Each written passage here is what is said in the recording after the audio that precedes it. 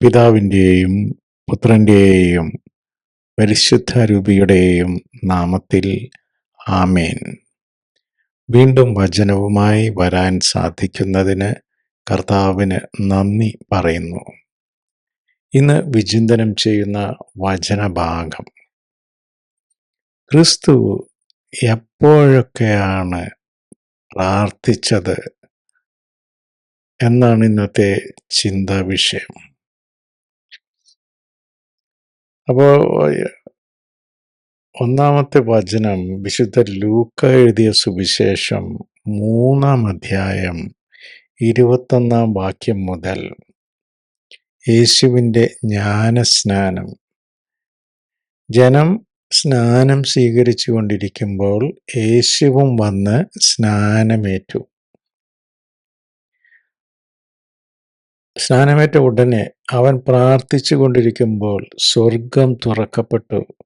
പരിശുദ്ധാത്മാവ് പ്രാവിൻ്റെ രൂപത്തിൽ അവൻ്റെ മേൽ ഇറങ്ങി വന്നു. സ്വർഗത്തിൽ നിന്നൊരു സ്വരവുമുണ്ടായി, നീ എൻ്റെ പ്രിയപുത്രൻ, നിന്നിൽ ഞാൻ പ്രസാദിച്ചിരിക്കുന്നു. സ്നാനപ്പെട്ട് ഉടനെ കർത്താവ് പ്രാർത്ഥിച്ചുകൊണ്ടിരുന്നപ്പോൾ പരിശുദ്ധാത്മാവ് പ്രാവിൻ്റെ രൂപത്തിൽ അവൻ്റെ മേൽ ഇറങ്ങി വന്നു.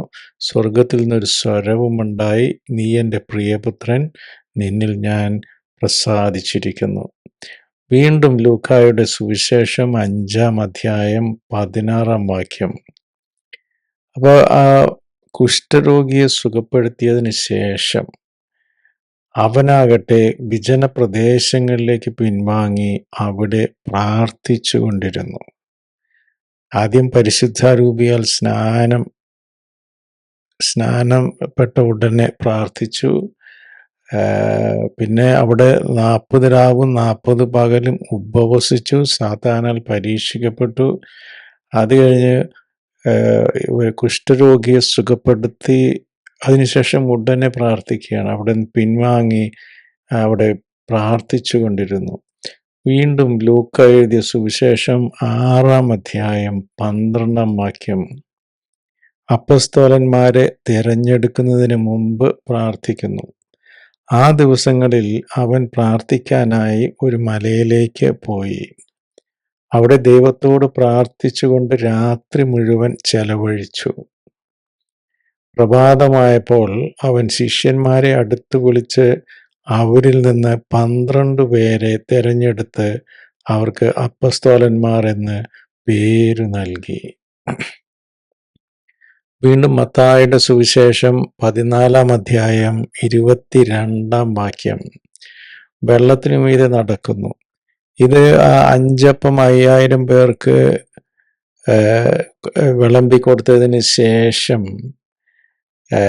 കർത്താവ് ആ ജനസഞ്ചയത്തെ പിരിച്ചു വിട്ടു.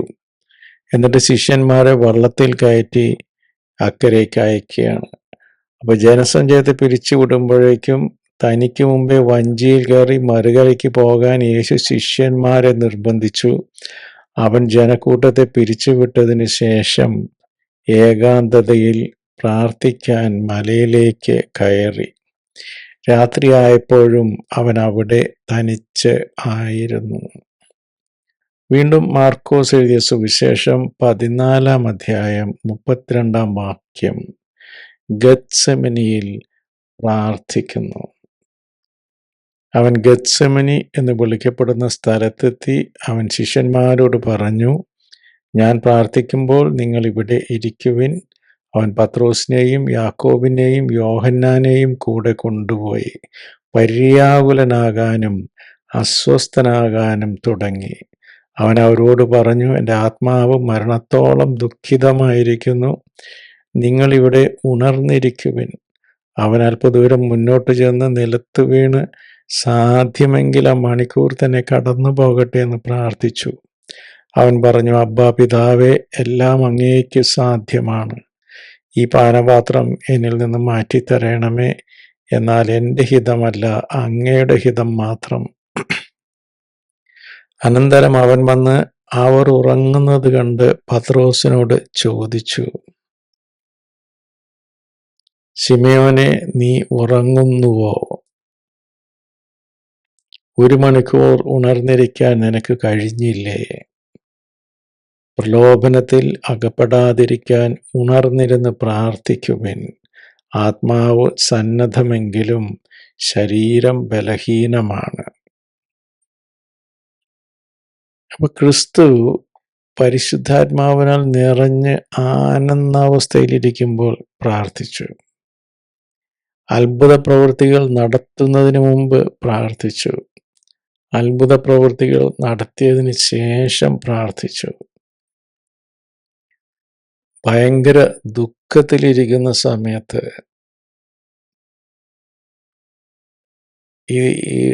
അതായത് കുരിശിൽ തറയ്ക്കപ്പെടുന്നതിന് തൊട്ട് മുമ്പ് ഗത്സമൻ തോട്ടത്തിൽ അവിടെയും ഇരുന്ന് പ്രാർത്ഥിച്ചു.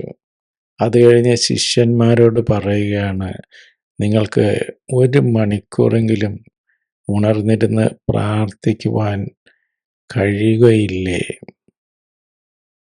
ആത്മാവ് സന്നദ്ധമെങ്കിലും ശരീരം ദുർബലമത്രേ. നിങ്ങൾ പാപത്തിൽ വീഴാതിരിക്കാൻ നിരന്തരം ഉണർന്നിരുന്ന് പ്രാർത്ഥിക്കുവിൻ. പിന്നെ ഇവിടെ ഏറ്റവും നോട്ടീസബിൾ ആയിട്ടുള്ള കാര്യം, ക്രിസ്തുവിൻ്റെ മിക്കവാറുമുള്ള പ്രാർത്ഥനകളൊക്കെ ഏകാന്തമായ പ്രാർത്ഥനകൾ, അബ്ബാ പിതാവിനോടുള്ള ഏകാന്തമായ പ്രാർത്ഥനകളാണ് ക്രിസ്തുവിൻ്റെ ഒട്ടുമിക്ക പ്രാർത്ഥനകളും. അപ്പോൾ ഇതൊക്കെയാണ് നമുക്ക് ക്രിസ്തുവിൽ നിന്ന് പഠിക്കുവാനുള്ളത്. ക്രിസ്തു അനുയായി എന്ന നാമധേയം പേറിക്കൊണ്ട് നടക്കുന്ന നമ്മുടെ ഫണ്ടമെന്റൽ ഡ്യൂട്ടി ക്രിസ്തുവിനെ അനുകരിക്കുക എന്നുള്ളതാണ്. അപ്പോൾ നിരന്തരം ഉണർന്നിരുന്ന് പ്രാർത്ഥിക്കുക. സന്തോഷമായാലും ശരി, സന്താപമായാലും ശരി, ആകാംക്ഷയായാലും ശരി, ക്ഷീണിതനായാലും ശരി, ആനന്ദാതിരേകത്തിൽ നമ്മൾ തുള്ളിച്ചാടുന്ന സമയത്തായാലും ശരി, ഏതവസ്ഥയിലും പ്രാർത്ഥിക്കുക, ഉണർന്നിരുന്ന് പ്രാർത്ഥിക്കുക, സർവേശ്വരനോട് കൃതജ്ഞതയുള്ളവനായിരിക്കുക, അല്ലെങ്കിൽ ഉള്ളവളായിരിക്കുക. ഈ ഒരു സന്ദേശമാണ് ക്രിസ്തു നമ്മൾക്ക് നൽകുന്നത്. അപ്പം ഇത്തരുണത്തിൽ നമ്മൾ ഏകാന്ത പ്രാർത്ഥനയ്ക്ക് എത്ര സമയം ചെലവഴിക്കുന്നുണ്ട് എന്ന് ഒന്ന് വിലയിരുത്തുന്നത് നന്നായിരിക്കും. നമുക്ക് കള്ള് ഷാപ്പിൽ 1 മണിക്കൂർ സ്പെൻഡ് ചെയ്യാൻ കുഴപ്പമുണ്ടാവില്ല. ഫേസ്ബുക്കിൽ 2 മണിക്കൂർ സ്പെൻഡ് ചെയ്യാൻ കുഴപ്പമുണ്ടാവില്ല. ടിവിയുടെ മുമ്പിൽ 3-4 മണിക്കൂർ സ്പെൻഡ് ചെയ്യണതിന് കുഴപ്പമുണ്ടാവില്ല. പക്ഷെ ഏകാന്ത പ്രാർത്ഥനയുടെ സമയം എൻ്റെ കേസിലൊക്കെ എടുത്തു നോക്കിക്കഴിഞ്ഞാൽ വളരെ തുച്ഛമാണ്.